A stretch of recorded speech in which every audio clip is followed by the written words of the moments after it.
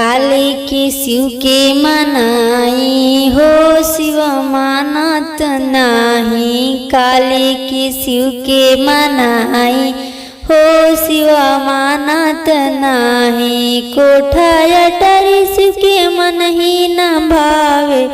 कोठा अटारी शिव के मन ही न भावे।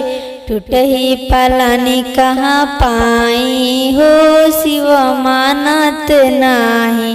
टूटही पालानी कहाँ पाई हो भोला मानत नाही। काले के शिव के मनाई हो शिव मानत नाही।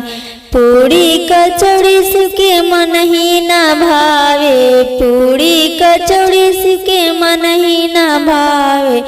भंगिया के गोला कहाँ पाई हो शिव मानत नाही। भंगिया के गोला कहाँ पाई हो शिव मानत नाही। काले के शिव के मनाई हो शिव मानत नाही। कमल के फूल शिव के मन ही न भावे। बेली के फूल शिव के मन ही न भावे। इकवन के फूल कहाँ पाई हो शिव मानत नाही।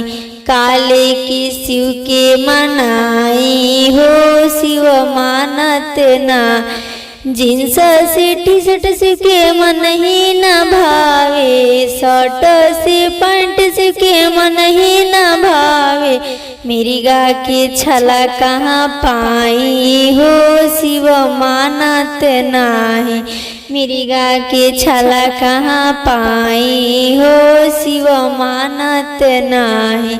काले के शिव के मनाई हो शिव मानत नाही।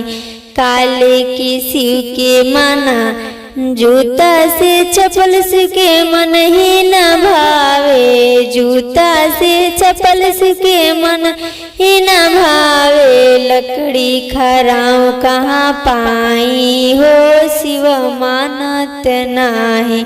लकड़ी के खराव कहाँ पाई हो शिव मानत नाही।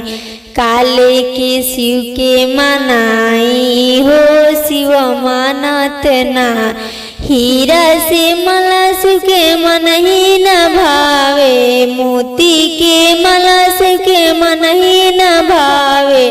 सर्प के माला कहाँ पाई हो शिव मानत नाही।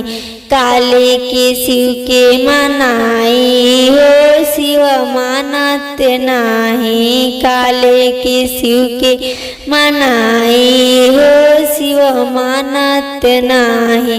कुंडल से झला शिव के मन ही न भावे। कुंडल से झला शिव के मन ही न भावे। बिछिया के कुंडल कहाँ पाई हो शिव मानत नाही। काले के शिव के मनाई हो शिव मानत नाही।